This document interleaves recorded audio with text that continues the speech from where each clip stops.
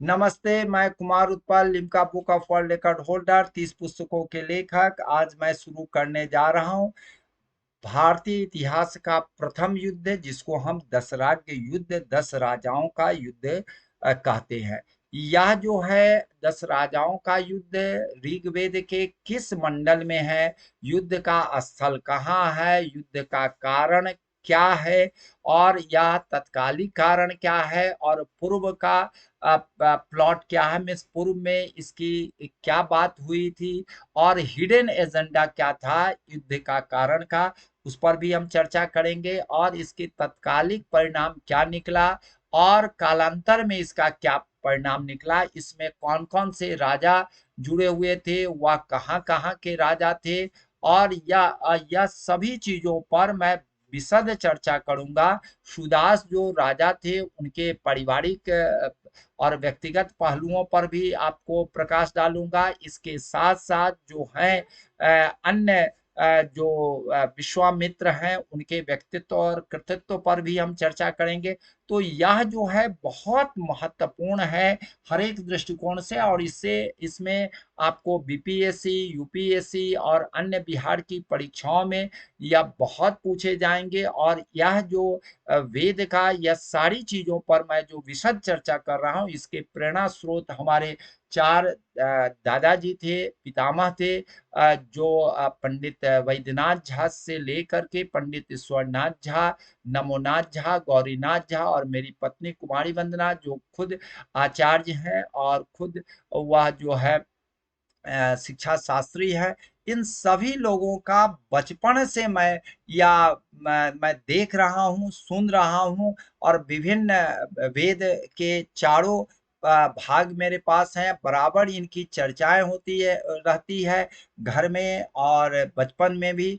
तो इस सभी चीजों को मैंने काफी मेहनत करके इसको बनाया हूँ। आप सभी से मैं चाहता हूं कि इसको आप देखें और इसको अंतर्मन में इसको रखें और यह आत्मसात करें, क्योंकि यह परीक्षाओं के लिए बहुत महत्वपूर्ण है। आइए, मैं पहली बात बता रहा हूं कि यह दशराग्य युद्ध जो है ऋग्वेद के 7वें मंडल में दशराग्य युद्ध का उल्लेख है, और यह बराबर परीक्षाओं में पूछे जाते हैं। युद्ध का स्थल कहाँ है, तो युद्ध का स्थल परुष्णी इरावती जो आजकल रावी नदी कहलाता है, उसी के तट पर एक तरफ भरत वंश जिसको त्रिशु वंश कहा जाता है और उसके राजा सुदास थे, और दूसरे तरफ जो थे वह 10 अन्य राजाओं के बीच लड़ा गया था, और इस युद्ध में आर्य अनार्य दोनों भाग लिए थे। मैं आपको थोड़ा सा बता रहा हूं सुदास जो थे वह कौन थे। सुदास जो थे आपको बता रहा हूँ, देवव्रत एक महान राजा थे, उनके बेटे सृंजय थे, उनके बेटे दिवोदास थे, और उनके बेटे ही सुदास थे। मैं आपको बता रहा हूँ, दिवोदास के बारे में बता रहा हूँ। यह आपको काशी में यह निवासित थे, और काशी में भगवान शिव को भी वहां से कहा कि आप चले जाइए और हम यहाँ का सारा चीज को संभाल लेंगे। और उसमें सारे भगवान के जितने भी टेस्ट भगवान शिव ने भेजा, सभी देवताओं को, इवन गणेश जी से लेके विष्णु जी, सबकी परीक्षाओं में या सबके टेस्ट में यह पास कर गए, और यह जो है भगवान शिव बहुत खुश हुए थे। तो दिवोदास है, देव के दास हैं, और यह बहुत प्रसिद्ध राजा हुए थे, और उसी प्रसिद्धि को कायम किए थे सुदास। और इनके नामार्थ, नामार्थ मीन्स होता है नाम का अर्थ। वैदिक संस्कृति में दो मतलब होता है, एक होता है पूजा वाला कुआं, वैदिक संस्कृति में शुदा होता है जो स्त्रीलिंग है, जिसके अंत में स जोड़ करके हम पुल्लिंग बनता है। सुंदर या अच्छे उपहारों का दाता, सुदास का मतलब है सुंदर और अच्छे उपहारों का दाता। यह सु प्लस दा जोड़ करके बनता है, साथ ही मद्र के लोग अंत में के विसर्ग पर जोर देकर उसे स उच्चारित करते हैं, इसीलिए सुदा प्लस स हो गया तो सुदास हो गया। तो इनके नाम बड़े ही अच्छे हैं, सुंदर या अच्छे उपहारों का दाता। अब मैं आता हूं युद्ध का कारण क्या था। युद्ध का कारण सबसे प्रथम कारण था, जो तत्कालिक कारण था, इसको हम तत्कालिक कारण भी कह सकते हैं, पुरोहिती था। तो भरत वंश के जो थे, त्रिशूर राजवंश के जो राजा सुदास थे, अपने पुरोहित विश्वामित्र को हटा करके वह जो है वशिष्ठ को नियुक्त कर दिए। और मैं आपको बता दे रहा हूं, विश्वामित्र जो थे आपको राज राजर्षि थे, राज ऋषि थे, क्योंकि राजा से ऋषि बने थे, राजर्षि थे। और वशिष्ठ ब्रह्मर्षि थे। और विश्वामित्र को और वशिष्ठ में पहले ही से कई बार आपको पॉजिटिव आपको संघर्ष हुआ था, पॉजिटिव सृजनात्मक संघर्ष जिसको हम कहते हैं। यह विश्वामित्र बराबर चाहते थे कि हम ब्रह्मर्षि बने, और यह जो है इसके लिए बहुत सारे तप किए, बहुत प्रयास किए। तो ये सब एक अलग कारण है, मैं आगे आपको बताऊंगा, बहुत सारी चीजों पर चर्चा करूंगा। लेकिन अभी जो है वशिष्ठ से वैसे ही यह खाड़ खाए हुए थे विश्वामित्र। जो ही इनको हटा दिए गए तो वह अपमानित फील किए, और अपमानित अनुभव होने पर अंतर्मन में इनकी टीस जग गई, और वह जो है आपको पंचजनों के जो राजा सब थे, और कबीले के राजा को संगठित करके 10 राजाओं को युद्ध के लिए तैयार किए। तो एक तरफ जो थे आपको राजा सुदास थे, और दूसरे तरफ जो थे यह थे, और उसमें पुरोहिती से हटा दिए गए थे, तो वशिष्ठ को नियुक्त कर दिए थे। इसीलिए यह विश्वामित्र एक तत्कालिक उत्प्रेरक के रूप में यह उभरे। मैं आपको बता रहा, या जल बंटवारा की बात आती है, जल बंटवारा और राज्य विस्तार जो है, यह दोनों इसमें था। क्योंकि जल जो है, 7 नदियां यहाँ जो सिंधु की सिंधु प्लस बहती थी, वह जो है आपको बता देते हैं कि उसके जल में, जल पर ज्यादा अधिकार सुदास अपना कायम रखे हुए थे। तो जल के लिए भी एक कारण था, और राज्य विस्तार इनका था कि अश्वमेध यज्ञ करेंगे और इन सब को हम अपने राज्यों में मिला लेंगे। अगर कोई विरोध करेगा तो उसको मिला लेंगे, हरा करके मिला लेंगे। अगर नहीं भी करेगा तो हमको वहां से टैक्स आएगा, मेरे अधीन रहेगा। तो यह जो इनका जो हिडन एजेंडा था, जो इनका हिडन एजेंडा था राज्य विस्तार, और यह अश्वमेध यज्ञ करना चाह रहे थे।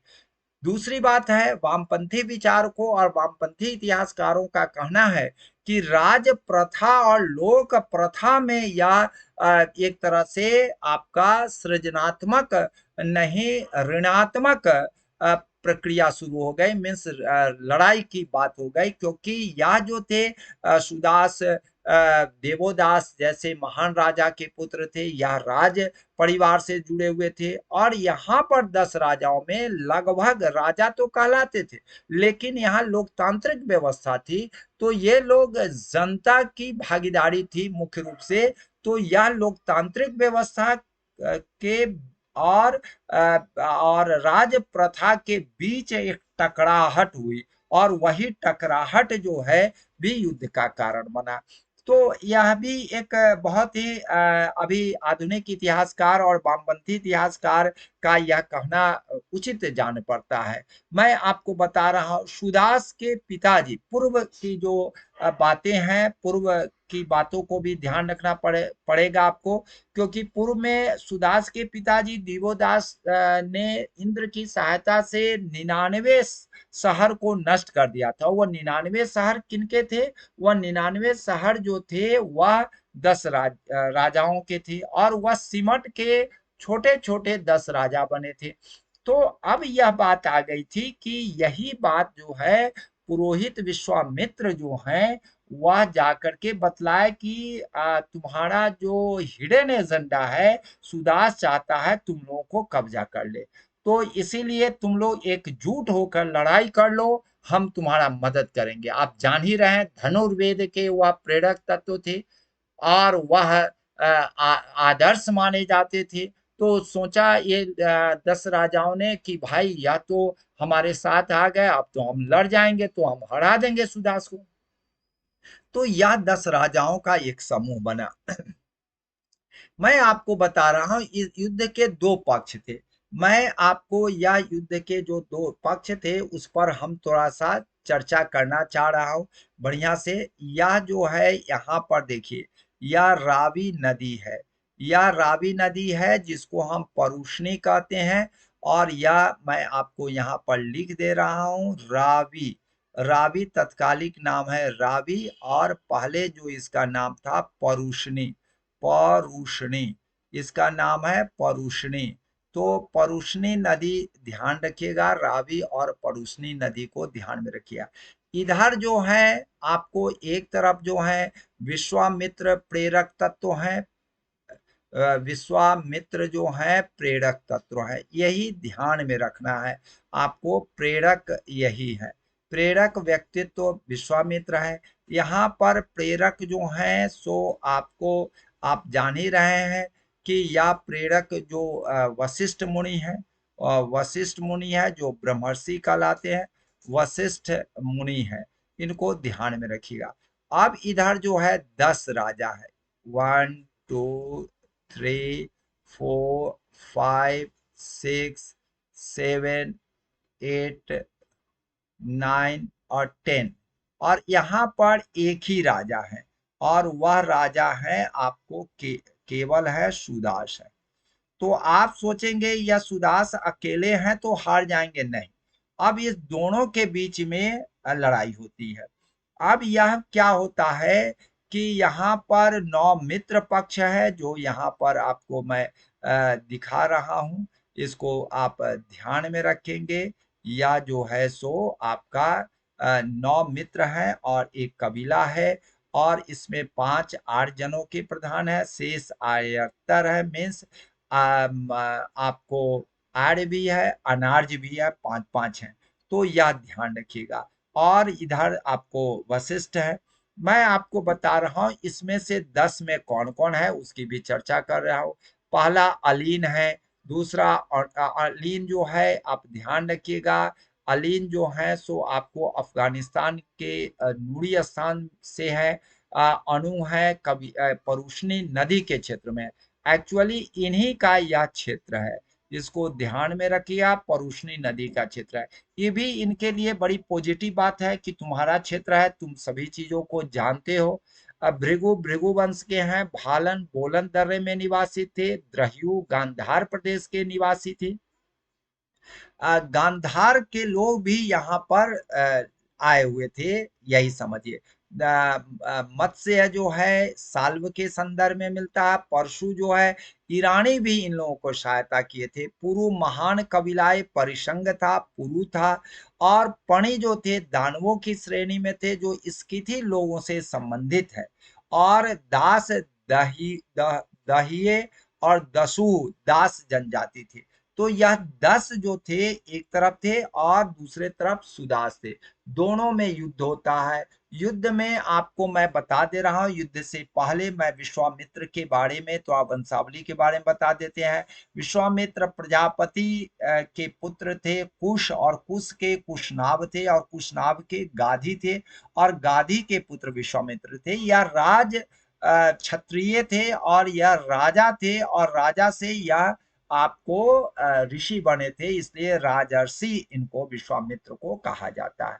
तो यह साधारण व्यक्ति नहीं थे। और धनुर्विद्या के तो यह आप जान ही रहे हैं, धनुर्वेद के यह आपको प्रेरक तत्व हैं, इसको ध्यान में रखिएगा। तो यह सभी 10 राजाओं ने इनके साथ हो गए और परुष्णी नदी के पर यह लड़ाई शुरू हो गई। अब क्या होता है, क्योंकि सुदास के साथ इंद्र इंद्र भी इनके साथ होते हैं। मैं आपको बता रहा हूं भगवान इंद्र भी इनके साथ है। इंद्र जो होते हैं पुरंदर होते हैं, पुरंदर में किलों को तोड़ने वाले, युद्ध को जीतने वाले। अब इंद्र भी इनके आशीर्वचन दे रहे हैं, तो स्वाभाविक है। और इन्होंने क्या किया, यहाँ पर तो कई नदियां हैं। रावी नदी, और रावी नदी के या नॉर्थ में है, और या आपको साउथ में है। तो आपको बता दे रहे हैं इन्होंने यहाँ से आपको तोड़ दिया, यहाँ से बहाव को तोड़ दिया, जिसके चलते जलमग्न होने लगे, सारे राजा जो है यहाँ पर जलमग्न होने लगे, सेना सब जलमग्न हो गई। और यह जो है जिसके चलते क्या हुआ, काफी क्षति हुई। रावी नदी ही नहीं, 7 नदियां थी और इसमें कई नदियों के जल बहाव को दिशा बदल दिए, जिसके चलते युद्ध स्थल पर काफी पानी हो गया और उस बहाव में कई सेना जो हैं वह 10 राजाओं के बह गए और ये लोग बचे रहे। तो ये भी इनका बहुत ही बड़ा कारण बन गया। और यह जो जान ही रहे हैं कि नदी के जल प्लावन से बहुत लोग मारे गए। और एक बात और भी है, यह बहुत पुराने राजा थे, बहुत बड़े राजा थे, तो इनकी सुदृढ़ सैन्य व्यवस्था, रसद वगैरह या अस्त्र शस्त्र की बहुत अच्छी व्यवस्था थी। और इंद्र का भरत राजा सुदास के साथ होना भी जीत का बहुत बड़ा कारण है। अब तत्कालिक प्रभाव क्या हुआ, तो आप जान ही रहे हैं कि विजय तो राजा सुदास की होती है और इसके तदुपरांत अश्वमेध जो इनका हिडन एजेंडा था वह अश्वमेध यज्ञ अनुष्ठान कर दिए। विश्वामित्र वहां से भूमिगत हो गए, लेकिन फिर से वह शक्तिशाली बन के उभरे हैं। कालांतर में पूरे क्षेत्र का नाम आर्यावर्त की जगह भारत पड़ा, क्योंकि यह भरत वंश के थे। कालांतर में प्रभाव क्या हुआ, पुरुजन जो थे वह जो है पराजित जनों में पुरुजन सबसे बड़े थे, लेकिन भारतों और पुरुओं के बीच में संधि हो गई और उसके बाद से है कुरु वंश हुआ। और कुरु वंश जो है पांचाल के साथ मिल करके उत्तर वैदिक काल में इनका बहुत बड़ा महत्व बन गया। यह सब आप लोग जानते हैं। मैं इस सारी चीजों को मैंने आपको कई बार बताया है कि यह स्रोत और विस्तृत अध्ययन जो है प्राचीन भारत की राजनैतिक एवं सांस्कृतिक इतिहास प्रोफेसर राधा कृष्ण चौधरी जी का है। गूगल है, ये history of India Elliot and Dowson का है, early history of India VA Smith का है। और आपको बता देते हैं ऋग्वेद, यजुर्वेद, सामवेद, अथर्ववेद भी यह बहुत बड़ा स्रोत है। विशेष करके ऋग्वेद में सारी चीजें वर्णित है और ये सारी चीजें हम लोग के पास है और हमारे पूर्वजों का भी दिशा निर्देश पर मैंने बनाया है। जय हिंद, जय भारत।